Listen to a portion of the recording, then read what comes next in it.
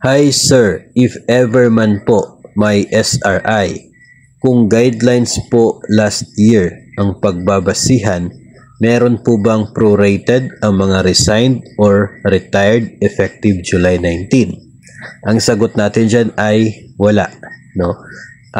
If ever man na magkaroon ng SRI with the same guidelines doon po sa mga nauna na SRI since sa panahon ni President Duterte, if ever man po na mayroon pong the same guidelines, ito po mga nag-separate na, namatay, nag-resign, nag-retire, na bago pa ang November 30, sila po ay wala nang matatanggap.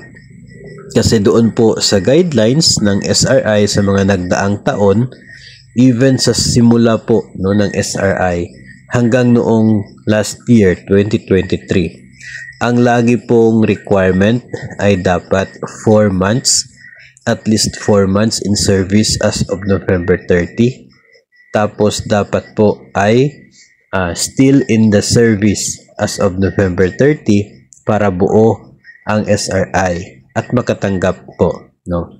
Sa guidelines po ng mga nagdaang taon, yung mga below 4 months as of November 30, sila po yung may prorated. Pero yung mga nag-separate na, no, kahit po November 29, yung effectivity ng kanila pong retirement or resignation, ay hindi pa rin eligible. Wala pong proportion na SRI para sa mga wala na sa serbisyo.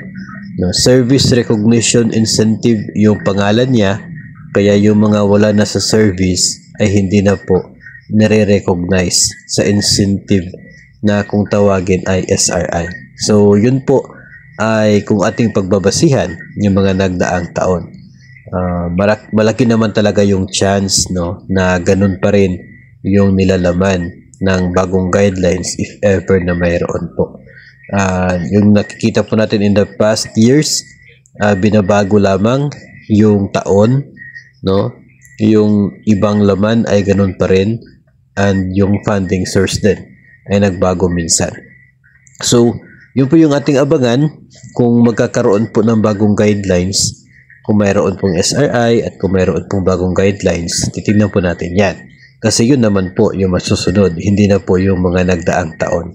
Pero base kasi sa tanong ng ating sender, if ever naman na magkaroon ng SRI and if ever na the same pa rin with last year, ang sagot po natin ay wala na talaga makukuha kung separated na. It means namatay, nag-resign o kaya ay nag-retire bago pa man ang November 30. Dapat still in the service as of November 30. Kung nag-resign man, nag-retire, dapat effective December 1 para November 30 nasa serbisyo pa at mayroon pang SRI.